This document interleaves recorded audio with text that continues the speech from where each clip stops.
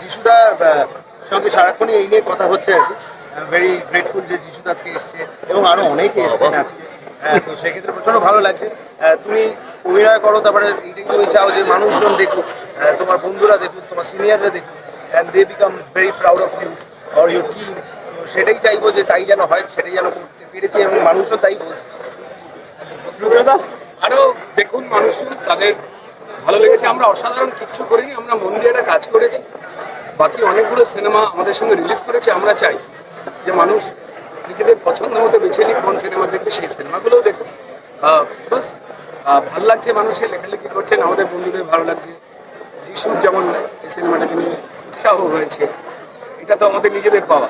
আমরা যখন কেউ কোনো কাজ বন্ধুরা করে তখন তার উপরে নজর পড়ে। তো ফলত যিশুর মতো একজন ব্যস্ত অভিনেতা যে বম্বে, সাউথ ইন্ডিয়ান ইন্ডাস্ট্রি, সারা ভারতবর্ষ জুড়ে যে কাজ করে, তার নজর পড়া। এতটা বলার কিছু নেই।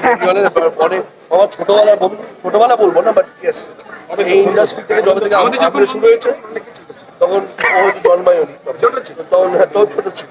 তো আমাদের বন্ধু আমার খুব কাছে বন্ধু, ওর কথা বেশি নিয়ে নেবেন না। বাট ইয়েস, আমার মনে হয় যে এমন ছবি হওয়া উচিত যাতে আমরা সবাই মিলে কথা বলতে পারি, সেটা নিয়ে আলোচনা করতে পারি। শুধু যেটা হয়ে থাকে এবং তাতে আমিও সামিল থাকি, আমি নিজেকে বাদ দিচ্ছি না, যে ফেসবুকে এবং সোশ্যাল মিডিয়াতে থেকে যায় যে অসাধারণ ছবি আমরা বানিয়েছি। That is what I was saying, যে দর্শক বলছে যে ছবিটা কেমন লেগেছে।